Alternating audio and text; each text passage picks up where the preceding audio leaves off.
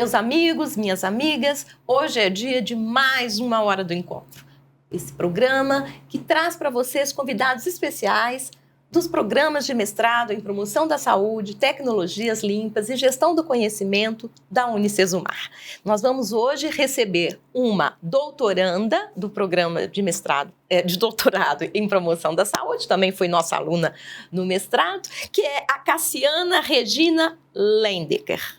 Ela vem para lá para a gente de um tema muito importante, de um tema necessário e que tem sido recorrentemente trabalhado nas universidades, porque ele começa cada vez mais a se tornar frequente, que é a violência patrimonial contra o idoso, né? Nossa sociedade está envelhecendo, as pessoas vivem mais tempo e cada vez mais os idosos estão sendo responsáveis economicamente por filhos e netos. E, em função disso, se tornam mais vulneráveis à violência patrimonial. Então, fiquem com a gente, porque vai ser uma discussão muito interessante com uma pessoa que tem capacidade, potência para discutir o tema, dada a sua pesquisa.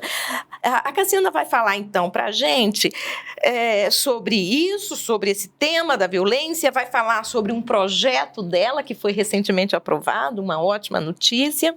E eu vou só contar para vocês um pouquinho sobre o currículo da Cassiana, para vocês verem que, mais uma vez, eu trago aqui para conversar com a gente uma pessoa realmente capacitada. A Cassiana é enfermeira, é mestre em promoção de saúde pela Universidade Sesumar. Já somos uma universidade, o Unicesumar, doutoranda em promoção da saúde também pela Universidade Sesumar, especialista em unidade de terapia intensiva, docente de cursos técnicos e de pós-graduação em enfermagem e coordenadora em graduação em enfermagem EAD da Unifatesc, em Paranavaí. Fez o projeto, elaborou o projeto, recebeu nota 5 do MEC, que não é fácil, então nós não podíamos deixar de convidá-la para vir falar com a gente sobre a violência patrimonial contra o idoso. Tudo bem, Cassiana? Tudo bem, professora. Eu falei seu nome certo? É Lendecker? Lendecker. É alemão? É alemão. É alemão. Então, origem alemã. Ficou de fora o Capone, mas o Lendecker vale. Cassiana, você é enfermeira, uma profissão que é a profissão muito voltada ao cuidado, né? O cuidado com o outro. E nós sabemos que cada vez mais, com o aumento da longevidade da população brasileira, é uma profissão que vem voltando o olhar para a população idosa. Isso. A gente tem um grande avanço, né, nesse sentido, que é o número de idosos, ou seja, as pessoas estarem vivendo cada vez mais, que isso já é um grande avanço, né, para a nossa sociedade, para a sociedade mundial, né? Então, temos mais idosos. Que bom, né?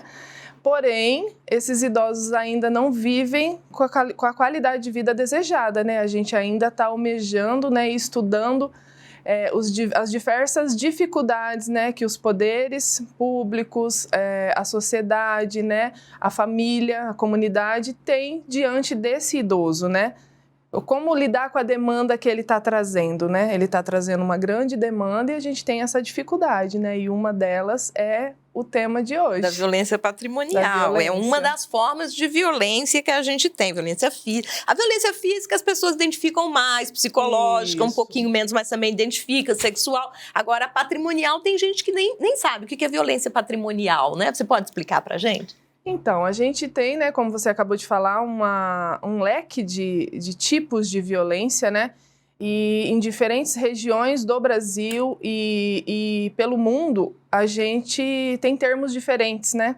Então, em alguns lugares, a gente relata violência psicológica como opressão, né? Então, assim, os termos mudam muito. Mas, simplificando, a gente tem a violência física, a sexual, a psicológica, a verbal, a negligência e a autonegligência, que também fica escondidinha, né, quando o idoso se autonegligencia.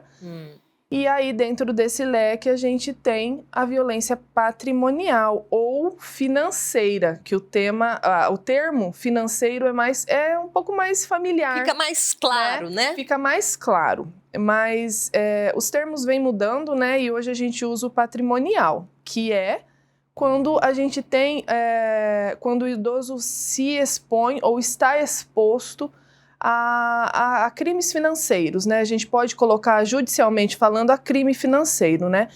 E, infelizmente, o indivíduo que mais agride, né? No sentido de se apropriar financeiramente do dinheiro do idoso, do cartão do idoso, de imóveis do idoso, de coagir o idoso ou colocar o idoso diante de documentos que ele venha a assinar sem saber o que ele está assinando, né, do veículo dele, da casa dele. Então, quando falamos em patrimônio, parece que está levando só a casa, né, a imóvel. Né? E não é só o imóvel, né? Tudo que é dele, que é pego de alguma forma, ou seja, que um terceiro se apropria sem autorização ou sem a consciência desse idoso, é uma violência patrimonial. E um pequeno detalhe no meio desse contexto aí é que depois que entramos nessa pandemia, isso se agravou mais ainda. Sim, porque o idoso não pode sair, não pode se deslocar, ele obrigatoriamente acaba, né, entrega o seu cartão para alguém. Então, foi, né? uma desculpa, né? Uma desculpa que esse terceiro usou. Né, pai, mãe, você não deve ir no banco, a pandemia, né, o vírus, então deixa que eu vou, deixa o cartão comigo, me passa a senha, né? Então, ela passou a fazer tudo aquilo que o idoso precisa e não ficou barato, né? Não tem ficado barato aí, não tem custado muito para o idoso isso, e ele não tem consciência disso na maioria das vezes, porque ele não leva isso como um crime. Né? É uma das dificuldades. Ele até pode identificar como um certo abuso, né? Não ficar muito contente, mas acho que é muito difícil para o idoso até admitir que está sendo vítima de um comportamento desse por um filho, por um neto, pessoas com quem ele tem vínculos afetivos fortes. Então, é o nosso problema, né? A conscientização do idoso que ele não precisa passar por aquilo. Né? Que ele já viveu uma vida, ele já sustentou os filhos, né? Que ele tem direito de usufruir e é dele, né? E ele não tem coragem de fazer a denúncia. Mesmo nos outros tipos de violência, ele também não faz a denúncia, porque ele está denunciando um filho. Sim. Né? Um neto, que hoje os idosos cuidam muito dos netos, né? E ele não quer quebrar esse vínculo, porque mesmo ele sofrendo, ainda é válido o convívio para ele. Né? Então, é uma das nossas dificuldades, né? Conscientizar que aquilo é um crime, que ele não precisa passar por aquilo. Mas aí ele tem medo, né? Que o filho vá preso, né? Que o filho seja responsabilizado judicialmente, ou que ele vá para uma casa de acolhimento. Sim, né? Um eu estava aqui pensando justamente nisso. Se ele tem um atrito, uma dificuldade no núcleo familiar, né? Para onde que ele irá, né? Ele não quer, né? Ele não quer ser institucionalizado, né? Ele quer ficar ali mesmo que seja naquelas condições, né? Ou se é um genro, por exemplo, uma nora, né? Ele não quer fazer denúncia porque ele não quer fazer o filho ou a filha sofrer. Ele não quer acabar com o casamento do filho por conta disso.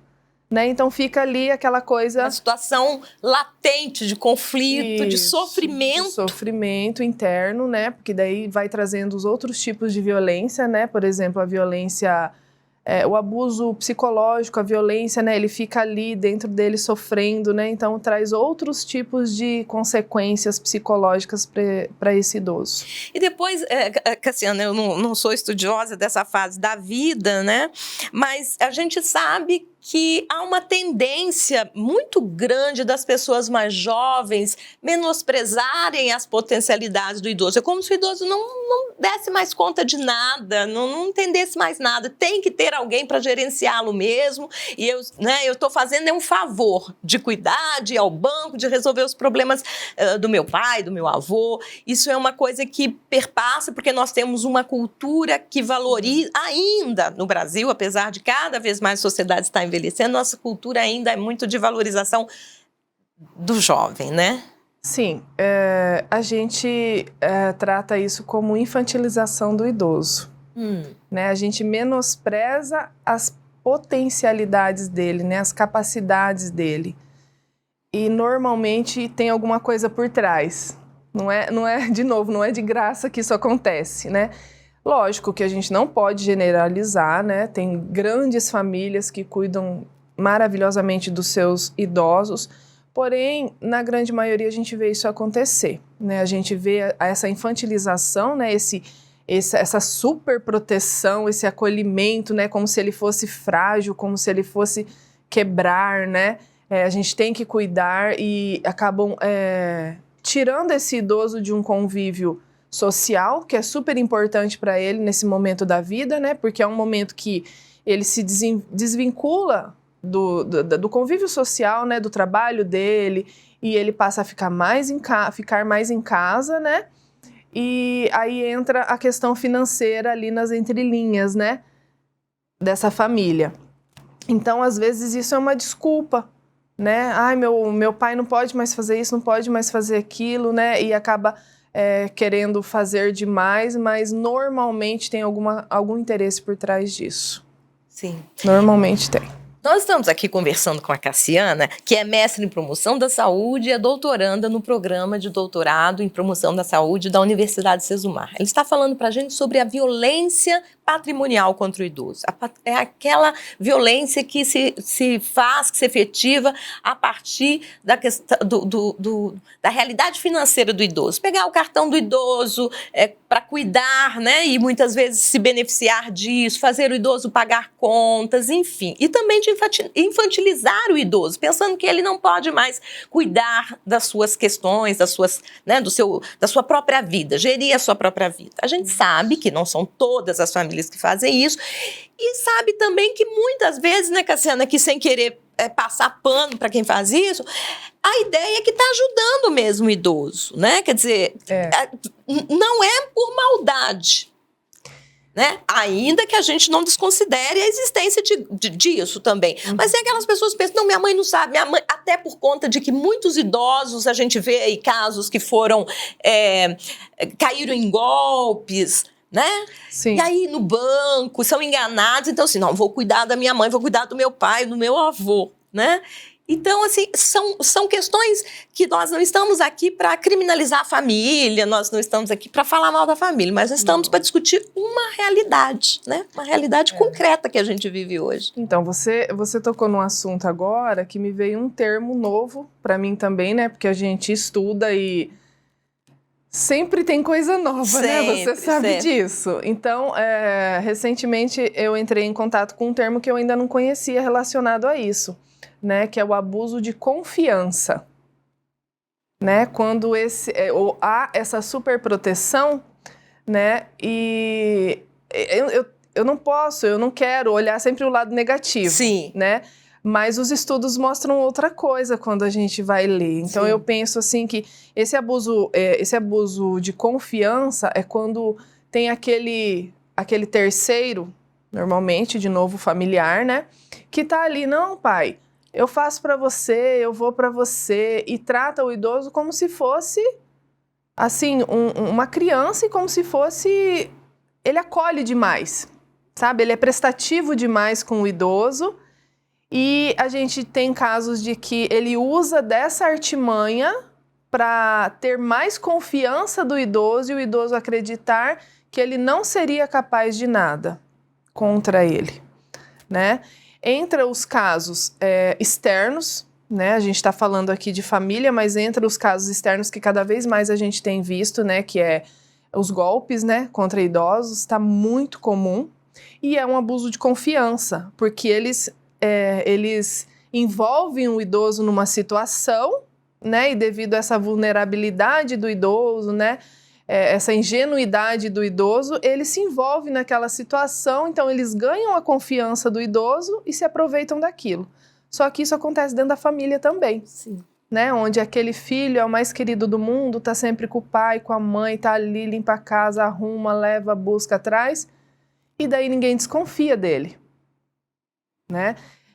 De novo, reforçando o que você falou, né? A gente não está julgando ninguém, né? Não estamos apontando o dedo. Estamos falando de um número que é real, né? Que está lá nos estudos e que a gente sabe que acontece. E que por isso mesmo a gente precisa validar. Afinal de contas, é para isso que os cientistas, né? Os pesquisadores buscam perceber, né, a realidade, conhecer a realidade por meio de métodos, né, e estudos que nos permitem aí não fazer elucubrações pautadas só no senso comum, no que eu acho, o achismo, né? Então, resultado de pesquisas. Eu queria que você falasse para a gente, então, um pouquinho desse projeto seu que foi aprovado, que é olha, a gente sabe que a gente está vivendo muitas dificuldades para aprovar projetos de pesquisas, né, neste momento no Brasil. Então, quero te parabenizar, em primeiro lugar, você e a sua orientadora, professora doutora Regiane, né? Isso. E conhecer um pouquinho como é, o que vocês estão pretendendo fazer ou já estão até fazendo. Esse projeto, eu fiquei muito feliz, né? Assim, claro. Eu dei pulinhos de alegria em casa. É um grande projeto, né? A gente conhece ele como Itaú Viver Mais.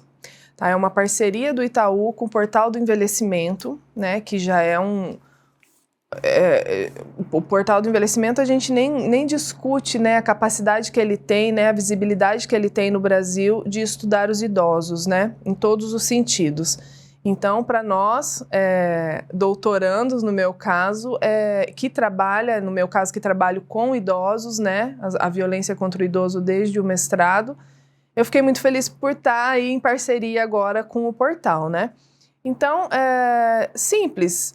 Existiu um edital, né, e eu me inscrevi junto com a minha orientadora e mais uma pesquisadora, a Fabiane Satico, que é do Direito, Fabiane de Souza, Satico de Souza. Aqui também do Unicesumar? Não, ela não é do Unicesumar.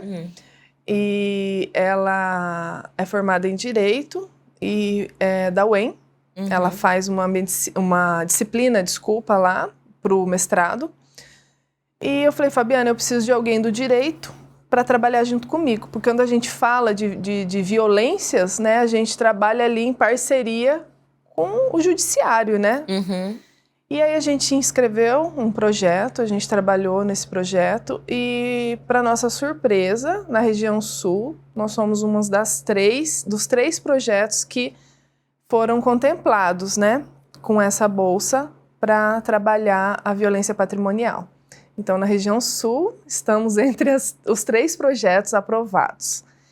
E esse projeto, do que ele vai tratar, né? A gente vai trabalhar com um número de idosos representativos aqui de Maringá, tá? Então, a gente vai fazer entrevistas na rua, né? De uma forma aleatória, né? Para quem não sabe o que é aleatório, a gente vai sair para a rua, simplesmente... Ver um idoso... E vamos abordá-lo e entrevistá-lo. Né? Então, temos lá uma série de perguntas e questões, desde questões sociodemográficas a questões bem específicas, não da vida particular do idoso. A gente quer entender o contexto, né? O conhecimento do idoso a respeito desse tipo de violência. Né? Não vamos entrar em detalhes particulares, né? Nesse momento. E é isso, resumidamente, o projeto ele veio para somar forças, né? Ao meu doutorado. E ficamos muito felizes com ele. Você já está no doutorado há quanto tempo? Já está no 3º ano. Então já está caminhando aí para o final. E é também violência patrimonial no seu doutorado, então, que você discute? No meu doutorado, a gente está colocando agora como violência patrimonial. Ele continua discutindo os tipos de violência, né? A gente não especifica só a patrimonial. Então, a gente está dentro da violência contra o idoso no doutorado. De um modo geral. De um modo geral. E aí, fazendo esse recorte aí para esse projeto bacana, aprovado, né? No Itaú Viver Mais. Isso. Nós já falamos aqui que existem outros tipos de violência, né? E física, psicológica, negligência, enfim. Mas eu queria perguntar para você se você observa que há diferenças de tipologias de violência a depender do gênero do idoso. Ou seja, mulheres sofrem mais esse tipo, homens mais este. Você percebe isso? Tem aparecido isso nos seus estudos? Não. O que a mulher sofre, o homem sofre. Não diferencia muito nem de faixa etária, né? Porque a gente tem o idoso no Brasil a partir de 60 anos, né? Nem de faixa etária e nem de gênero também não? Não. O que a gente vê é o tipo da violência que mais preconiza, né? Que é a negligência em primeiro momento, né? Quando você não presta o cuidado que aquele idoso precisa, então você está negligenciando algo para ele que é de sua responsabilidade. Porque precisa ficar bem claro que o principal responsável pelo idoso são os filhos. Né? Precisa ficar claro isso, que legalmente eu sou filha, né? Eu tenho mãe comigo, somos nós. Então a gente é responsabilizado e a gente vai ser responsabilizado caso a gente não supra as necessidades dele, né? Então quer dizer que se você tem um pai, tem uma mãe e você não cuida, você pode sofrer sanções. Pode. Por isso. Legalmente, sim. Por isso, de novo, do direito ali comigo, né? Então, eu sou uma enfermeira com um pezinho no direito, digamos assim, né? Desde que eu comecei a abordar esses assuntos, eu percebi que isso é muito importante, né? A Constituição Federal, né? O Estatuto do Idoso, eles estão ali e tem a ver com direito, né? Com a legalidade da situação. E a enfermagem, ela tem que trabalhar em cima disso também, né? Como é um dever nosso, nem é um dever, é uma obrigação a gente notificar, denunciar, né? E a gente sabe que não fica ali só na saúde, daí aquilo ali vai tomar dimensões além da área da saúde, né? Então a gente tem essa negligência como principal agressão, né? Quando eu nego algo que ele precisa. E depois a gente pode falar da violência sexual, que daí sim é a única violência que a gente vê mais acontecer com mulheres idosas, né? Porque ela tá ali também, né? Ela é uma violência contra a mulher na mulher idosa também.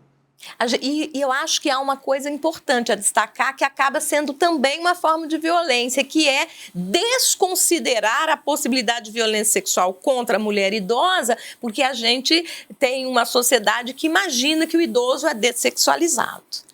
Isso. E que não vai atrair, né, nenhum tipo de interesse nessa área sexual. Isso é um equívoco e isso acaba se constituindo numa brecha para a violência sexual ocorrer. Isso, e ela acontece de uma forma muito, como que eu posso colocar? De uma forma muito discreta, né? Porque o principal agressor sexualmente da mulher idosa é o cônjuge dela. Né? Então, mas como assim? É o marido? Mas quem disse que o marido não faz violência sexual contra a mulher? Ele faz também, né? E normalmente, nos meus estudos anteriores, a gente percebeu isso, que a mulher idosa, ela sofre agressão sexual do parceiro dela, né? Ou porque ela não quer, ou porque ela não tem mais condições fisicamente, né? Porque ela é acamada. Então, a gente se deparou com casos de idosas acamadas sofrendo violência sexual do parceiro. Né, que chega a dar uma repulsa na gente, né, é uma coisa que assusta muito, mas que é fato, né, é real, acontece. Então, é a única coisa que a gente vê acontecer. Eu não me deparei com nenhum caso de homem sofrendo violência sexual dentro do meu contexto de estudo, Sim. né, até onde eu cheguei. Mas... O homem idoso, abusado sexualmente, então é menos comum. Você não encontrou. É menos comum. Mas você encontrou mulheres idosas. Bastante. Bastante? Bastante. Né? E a gente encontra esses dados disponíveis para quem quiser ver, né? No portal, no DataSUS, né? Portal do Governo Federal, de dados públicos, né? Então lá a gente consegue encontrar. Apesar de que não é o montante total, né? Porque é uma coisa... são dados notificados da área da saúde, que é uma das grandes dificuldades nossas, né, de mencionar a violência contra o idoso no geral, porque a gente não tem ainda uma rede que vá compilar todos esses dados, né? Então eu tenho denúncia na delegacia, né, na civil, eu vou lá e faço um boletim de ocorrência, eu tenho denúncia e notificação na saúde, eu tenho denúncia direta na Promotoria Pública do Idoso, e a gente não tem ainda... Eles não conversam. Não se cruzam. Eles não se cruzam. E aí a gente não consegue quantificar que número é importante para nós que estamos estudando, né?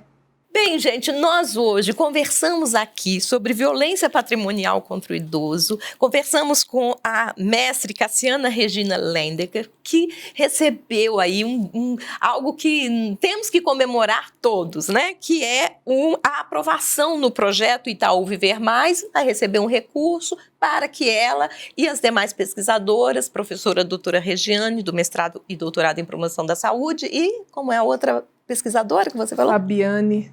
A Fabiane, que é advogada, veja, uma pesquisa interdisciplinar, também aí para trazer para a gente logo mais, né, tão logo termine essa etapa, informações importantes para a gente entender, conhecer mais sobre esse momento tão difícil da vida. Aí, entrando ainda, complementando esse projeto, hoje a gente tem somando forças com nós a professora Rosimari, aqui do programa, né, e a professora Maria Cabral de Portugal, né, porque uma das situações que a gente precisa cumprir no projeto, né, todo projeto tem metas a serem cumpridas, né, é uma ida a Portugal, onde a gente já mandou um trabalho vinculado à violência patrimonial. Então, em julho, eu estarei em Portugal, em Porto, divulgando o trabalho aqui da nossa instituição. Estou muito feliz também, vai ser minha primeira viagem internacional levando um trabalho tão importante, né? Levando para fora e cruzando os dados, né? Porque a gente precisa conversar também entre países, entre os pares, né? De diferentes locais. Então a gente vai estar lá divulgando. Então a gente tem a professora Rose e a professora Maria, que é nosso contato lá em Portugal, que ajuda bastante nesse sentido, desenvolvendo tudo isso.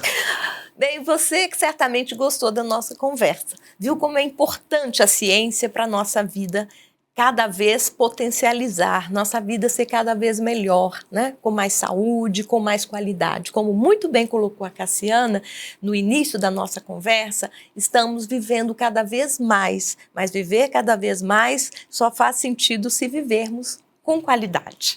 Muito obrigada e até a próxima semana. Tchau, tchau. Eu agradeço. Obrigada, professora. Eu agradeço você também pela sua disponibilidade de conversar com a gente. Oportunidade. Ai, muito obrigada. Está às ordens, pode voltar sempre. Tchau, tchau para vocês. Tchau, tchau.